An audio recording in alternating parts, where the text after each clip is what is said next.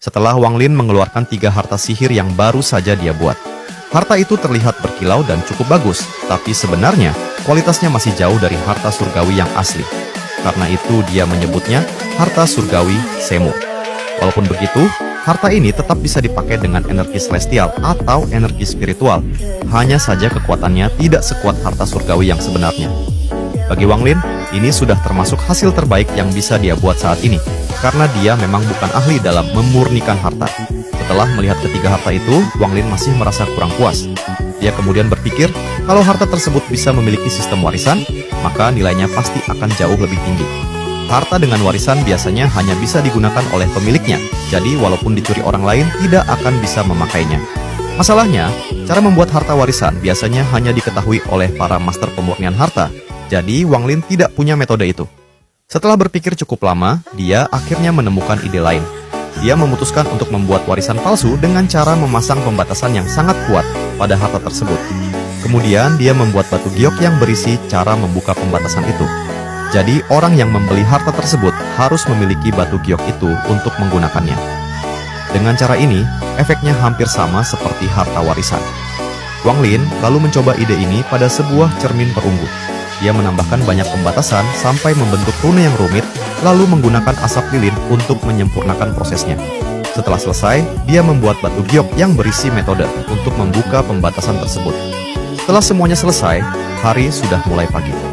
Wang Lin keluar dari tempatnya dan berjalan ke kota untuk mencari tempat menjual harta tingkat tinggi. Di jalan, dia sempat melihat seorang pemuda yang sedang berkultivasi. Pemuda itu bahkan meremehkan Wang Lin karena mengira dia hanya kultivator biasa yang tidak rajin berkultivasi. Wang Lin sendiri tidak terlalu peduli dan terus berjalan menuju kota. Dia ingat kemarin ada pasar bebas tempat para kultivator bertukar harta. Tapi setelah dipikir-pikir tempat itu tidak cocok karena kebanyakan kultivatornya tidak terlalu kuat. Akhirnya dia memutuskan pergi ke Pavilion Utuh, tempat yang terkenal menjual harta tingkat tinggi. Ketika sampai di sana, bangunannya terlihat sangat megah, dan di depannya ada beberapa batu roh besar yang memancarkan energi spiritual kuat. Namun saat Wang Lin ingin masuk, seorang penjaga menghentikannya dan menjelaskan aturan pavilion. Hanya kultivator Nascent Soul yang boleh masuk, dan mereka juga harus memiliki 100.000 batu roh. Karena Wang Lin terlihat seperti kultivator biasa dan tidak memiliki banyak batu roh, penjaga itu langsung menyuruhnya pergi. Wang Lin sempat menunjukkan sebuah pedang terbang untuk ditawarkan, tapi penjaga itu hanya melihat sekilas lalu meremehkannya, karena pedang itu terlihat seperti harta yang kualitasnya sangat biasa. Akhirnya Wang Lin tidak mengatakan apa-apa lagi dan langsung pergi, tapi sebelum pergi dia sempat menatap penjaga itu. Tatapan itu membuat penjaga tersebut langsung gemetar karena merasakan tekanan yang sangat kuat, seolah-olah jiwanya hampir runtuh. Setelah Wang Lin pergi, seorang tetua dari dalam pavilion keluar dan bertanya kepada penjaga apa yang terjadi serta harta seperti apa yang barusan ingin dijual oleh kultivator tersebut. Penjaga pavilion tadi dengan hormat menjelaskan kepada tetua bahwa orang yang datang sebelumnya ingin menjual sebuah pedang terbang. Menurutnya, pedang itu terlihat sangat biasa, jadi dia tidak menganggapnya sebagai harta yang layak untuk pavilion mereka. Tetua itu sebenarnya cukup dihormati di pavilion. Walaupun sekarang kultivasinya hanya di tahap awal formasi jiwa, dulu dia pernah mencapai tahap pertengahan transformasi jiwa. Namun, karena luka lama, kultivasinya turun. Dia sempat melihat ke arah Wang Lin yang sudah berjalan pergi. Sekilas dia merasa orang itu agak familiar, tapi akhirnya dia tidak terlalu memikirkan hal itu dan kembali masuk ke pavilion. Sementara itu, Wang Lin berjalan menuju toko lain yang terlihat lebih sederhana tapi elegan, yaitu pavilion bambu hijau. Di dalam toko itu ada rak-rak kayu yang berisi berbagai harta sihir, pil, dan barang kultivasi lainnya. Seorang pemuda yang terlihat seperti sarjana sedang membaca buku kuno di sana. Ketika melihat Wang Lin masuk, pemuda itu langsung berdiri dengan ramah dan menyambutnya. Sikapnya jauh lebih sopan dibanding orang di pavilion utuh. Wang Lin langsung mengeluarkan pedang terbang yang dia buat dan bertanya, apakah toko itu mau menerimanya. Awalnya pemuda itu juga mengira pedang tersebut biasa saja. Namun setelah memeriksanya dengan indera ilahi, ekspresinya langsung berubah. Dia menemukan bahwa di dalam pedang itu ada mantra yang sangat kuat. Untuk memastikan, dia mencoba memasukkan energi spiritual ke dalam pedang itu. Saat itu energi pedang yang kuat langsung muncul, dan dia merasakan dirinya seperti menyatu dengan elemen air. Dia kemudian mencoba menyerang batu roh besar di luar toko. Pedang itu dengan mudah menembus batu roh tersebut. Pemuda itu sudah cukup terkejut, tapi kejutan yang sebenarnya datang saat dia mencoba mengaktifkan mantranya. Tiba-tiba, pedang itu menghilang dan muncul kembali jauh di depan. Pemuda itu langsung terkejut besar. Ternyata pedang itu memiliki mantra teleportasi. Hal seperti ini hampir tidak mungkin terjadi pada pedang terbang biasa, karena pedang biasanya tidak bisa menahan tekanan dari teleportasi. Dia mencoba lagi, dan pedang itu kembali berteleportasi dan menembus batu roh. Sekarang dia benar-benar yakin bahwa ini adalah harta yang luar biasa. Dia langsung kembali ke dalam toko dan menawarkan harga kepada Wang Lin. Awalnya dia menawarkan 10.000 batu roh berkualitas tinggi, lalu menaikkannya menjadi 60.000. Namun Wang Lin hanya mengerutkan kening. Dia merasa pemuda itu belum cukup kuat untuk benar-benar menilai pedang tersebut. Karena itu Wang Lin bertanya apakah di toko itu ada kultivator tahap transformasi jiwa. Pemuda itu sedikit tersinggung, tapi tetap memanggil tetua mereka menggunakan batu giok komunikasi. Tidak lama kemudian, seorang tetua muncul di dalam pavilion. Begitu datang, dia langsung melihat pedang terbang itu dan memeriksanya. Setelah memindainya dengan indera ilahi, ekspresi tenangnya langsung berubah menjadi kaget. Dia mencoba mengendalikan pedang itu dan membuatnya berteleportasi lebih jauh lagi. Selain itu, pedang tersebut juga mengandung energi petir yang sangat kuat. Saat dia menyentuh petir itu, bahkan dia sendiri sempat terpukul mundur karena kekuatannya. Tetua itu langsung menyadari bahwa pedang ini bukan harta biasa. Menurutnya, ini adalah harta surgawi semu dengan mantra teleportasi yang kuat, dan kilat di dalamnya membuat nilainya jauh lebih tinggi. Dia lalu bertanya kepada Wang Lin apakah dia benar-benar ingin menjual harta itu. Wang Lin tidak banyak bicara dan langsung menyebut harga, 3.000 giok langit.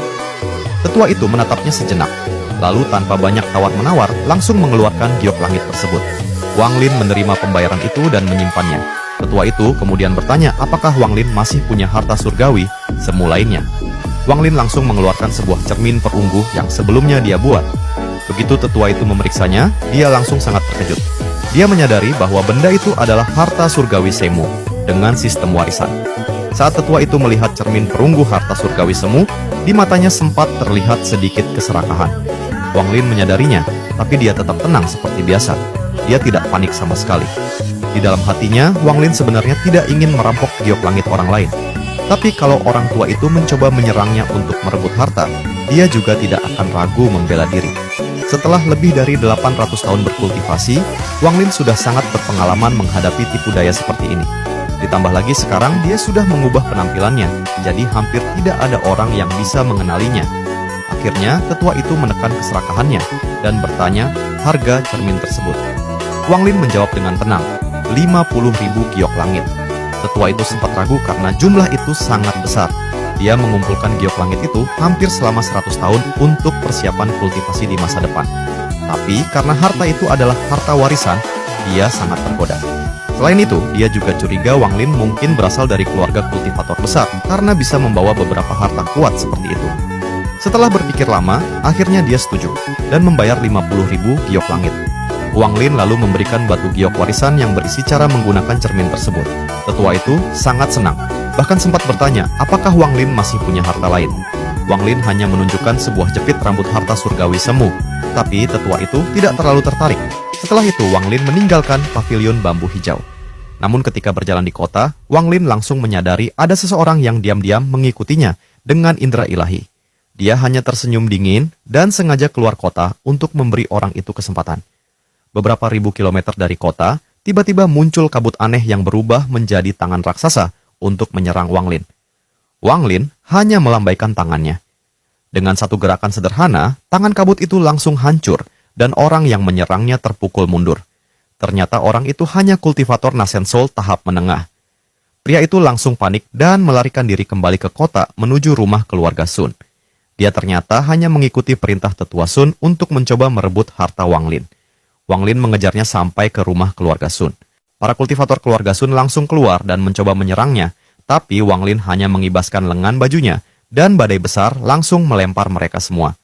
Tak lama kemudian, 3 tetua keluarga Sun muncul, termasuk tetua Sun yang sebelumnya berdagang dengannya. Wang Lin dengan tenang menjelaskan bahwa orang dari keluarga Sun mencoba merampoknya setelah dia meninggalkan toko. Tetua Sun tentu saja menyangkal, tapi situasinya sudah jelas bagi para tetua lain. Saat ketegangan semakin besar, tiba-tiba seorang tetua tua berpakaian hitam keluar dari dalam rumah keluarga Sun.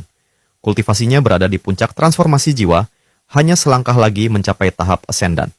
Dia segera menyadari bahwa Wang Lin sangat kuat dan memilih untuk meredakan konflik. Tetua itu mengakui bahwa keluarga Sun memang bersalah. Wang Lin kemudian dengan tenang mengatakan 200.000 giok langit dan masalah ini selesai. Tetua itu sempat terkejut karena jumlahnya sangat besar, tapi akhirnya dia setuju dan meminta waktu 3 hari untuk menyiapkannya. Ternyata setelah Wang Lin pergi, tetua berpakaian hitam itu menerima perintah dari leluhur keluarga Sun, seorang kultivator ascendant yang sangat kuat. Leluhur itu memerintahkan mereka menyetujui semua permintaan Wang Lin dan tidak menyinggungnya lagi. Bahkan leluhur itu sendiri merasa tidak bisa melihat kultivasi Wang Lin dengan jelas dan ada aura misterius pada tubuhnya yang membuatnya merasa waspada. Karena itu, dia menyimpulkan satu hal, orang seperti Wang Lin tidak boleh diprovokasi. Di planet Ranyun, Wang Lin sengaja bersikap low profile. Tujuannya supaya dia bisa berkultivasi dengan aman dan cepat meningkatkan kekuatannya sebelum kembali ke aliansi sistem bintang. Tapi low profile bagi Wang Lin bukan berarti dia berpura-pura jadi kultivator lemah atau takut pada orang lain. Maksudnya adalah dia tidak ikut campur urusan luar dan tetap bersikap tenang terhadap semua yang terjadi. Dengan sikap seperti itu, para kultivator kuat di planet Ranyun juga tidak akan sembarangan menyinggungnya. Setelah kembali ke tempat tinggalnya di bagian utara kota, Wang Lin melihat pemuda yang menjaga tempat itu masih berkultivasi di bawah batu seperti biasa. Ketika Wang Lin lewat, pemuda itu tiba-tiba memanggilnya dan mulai menasihatinya. Menurutnya, hal terpenting bagi seorang kultivator adalah ketekunan. Walaupun bakat seseorang tidak bagus, kalau rajin berkultivasi tetap ada peluang untuk menjadi lebih kuat. Dia bahkan menyarankan Wang Lin untuk melakukan kultivasi tertutup selama beberapa tahun, supaya mungkin bisa mencapai tahap Nascent Soul. Mendengar itu, Wang Lin hanya tersenyum pahit. Selama hidupnya sebagai kultivator, hampir semua orang yang dia temui licik dan egois. Tidak ada yang benar-benar menasihatinya seperti ini. Bahkan setelah dia menjadi sangat kuat dan dikenal sebagai pembunuh yang kejam, tidak ada yang berani mengatakan hal seperti itu kepadanya. Karena itu, Wang Lin hanya mengangguk dan menerima nasihat tersebut. Saat dia masuk ke rumah, Wang Lin sempat melihat pemuda itu lagi. Dari kejauhan, terlihat tubuhnya agak kurus. Saat angin bertiup, rambutnya terangkat dan dia dengan refleks merapikannya ke belakang telinga. Sebenarnya Wang Lin sudah tahu sejak awal bahwa pemuda itu adalah seorang wanita yang menyamar sebagai pria menggunakan mantra. Namun, Wang Lin tidak berniat membongkar penyamarannya. Setelah masuk ke rumah, Wang Lin mulai berkultivasi. Dia mengeluarkan 1000 giok langit dan menggunakan formasi sederhana agar energi spiritual surgawi dari giok itu tidak menyebar. Dia lalu menyerap energi tersebut untuk meningkatkan kultivasinya. 3 hari kemudian, Wang Lin membuka mata. Semua 1000 giok langit sudah berubah menjadi debu. Dia menyadari satu hal penting. Kultivasi di tahap ascendant membutuhkan energi yang jauh lebih besar dibanding tahap transformasi jiwa. Bahkan kalau dia mendapatkan 200.000 giok langit dari keluarga Sun, itu mungkin masih belum cukup untuk mencapai tahap pertengahan ascendant. Hal ini membuatnya memikirkan sesuatu yang aneh. Karena alam surgawi sudah hancur, dari mana sebenarnya semua giok langit ini berasal? Selain itu, kalau kultivator langkah pertama saja membutuhkan begitu banyak giok langit, lalu bagaimana dengan kultivator langkah kedua, seperti All-Seer? Wang Lin mulai menebak bahwa mungkin pada tahap lebih tinggi, kultivator tidak lagi menggunakan giok langit, atau ada metode lain untuk menggantikan energi tersebut. Saat dia masih berpikir, tetua keluarga Sun yang berpakaian hitam datang ke rumahnya. Tetua itu memperkenalkan dirinya sebagai Sun Qiming dan dengan hormat menyerahkan 200.000 giok langit sebagai kompensasi atas kejadian sebelumnya. Wang Lin menerimanya tanpa memeriksa. Sun Qiming juga memastikan bahwa masalah sebelumnya tidak akan tersebar dan tidak ada yang akan mengganggu kultivasi Wang Lin. Sebelum pergi, dia sempat menyebutkan bahwa 7 hari lagi akan ada pelelangan besar di pavilion harta keluarga Sun. Di sana akan dilelang pil dewa palsu peringkat 8. Saat mendengar itu, Wang Lin langsung menatapnya dengan dingin. Sun Qiming langsung gemetar karena sebenarnya dia diperintahkan oleh keluarga untuk menguji kultivasi Wang Lin dengan cara ini. Kalau Wang Lin tertarik pada pil tersebut, berarti kemungkinan dia masih berada di tahap ascendant. Tapi kalau tidak tertarik, berarti dia mungkin sudah berada di tingkat yang jauh lebih tinggi. Setelah beberapa saat hening, Wang Lin akhirnya berkata singkat, "Bawa ke sini." Sun Qiming segera memberikan token undangan lelang. Setelah itu Wang Lin menutup mata lagi dan menyuruhnya pergi. Namun, sebelum Sun Qiming benar-benar pergi, suara Wang Lin tiba-tiba terdengar dingin. Tidak akan ada yang kedua kalinya. Sun Qiming langsung pucat karena sadar Wang Lin sudah mengetahui niat mereka untuk mengujinya. Setelah dia pergi, Wang Lin melihat token lelang itu dan mulai berpikir tentang pil peringkat 8. Dalam sistem pil kultivasi ada 9 peringkat. Peringkat 7 disebut pil surgawi. Peringkat 8 disebut pil dewa palsu. Peringkat 9 hampir setara dengan pil dewa. Walaupun namanya terdengar hebat, pil ini sebenarnya masih jauh dibanding pil surgawi dan pil dewa asli dari alam surgawi. Namun untuk kultivasi Wang Lin saat ini, pil peringkat 8 masih sangat berguna. Akhirnya Wang Lin memutuskan satu hal. Dia akan mengikuti pelelangan tersebut. Di sistem bintang All Heaven, sebuah cahaya merah terbang menuju planet Thousand Illusion. Di dalamnya ada seorang tetua tua bersama muridnya, seorang wanita bernama Liu Mei. Tetua itu menjelaskan bahwa di sistem bintang ini, garis keturunan keluarga sangat penting. Tanpa garis keturunan yang diakui, seseorang tidak bisa mempelajari teknik kultivasi tingkat tinggi atau mendapat perlindungan dari keluarga besar. Karena itu, tetua tersebut memutuskan untuk mengangkat Liu Mei sebagai putrinya dan melakukan ritual pertukaran darah. Setelah ritual itu, Liu Mei tidak lagi memakai nama lamanya, tetapi akan dipanggil Huan Mei. Liu Mei sempat berpikir sejenak sebelum akhirnya setuju. Baginya, datang ke sistem bintang All Heaven berarti memulai kehidupan baru. Masa lalunya di planet Suzaku, termasuk Wang Lin, dia anggap sudah berlalu. Dalam pikirannya, perbedaan kekuatan antara dirinya dan Wang Lin sekarang semakin jauh. Bahkan dia merasa Wang Lin mungkin belum mencapai tahap ascendant, atau bahkan mungkin tidak bisa melewati cobaan hidup dan mati saat menembus tahap itu. Karena itu, dia merasa Wang Lin sudah tidak berada di level yang sama dengannya lagi. Cahaya merah itu kemudian masuk ke planet Thousand Illusion dan menghilang. Sementara itu di planet Ranyun, Wang Lin sedang berkultivasi menggunakan banyak giok langit. Selama 7 hari, dia terus menyerap energi spiritual surgawi sampai semua giok langit di sekitarnya berubah menjadi debu. Saat selesai, dia merasakan seseorang datang. Di luar rumahnya, pemuda yang menjaga tempat itu masih berkultivasi seperti biasa. Namun tidak lama kemudian muncul seorang pria berjubah ungu dengan aura yang sangat kuat. Pemuda penjaga itu langsung merasa ada sesuatu yang berbahaya dari orang tersebut.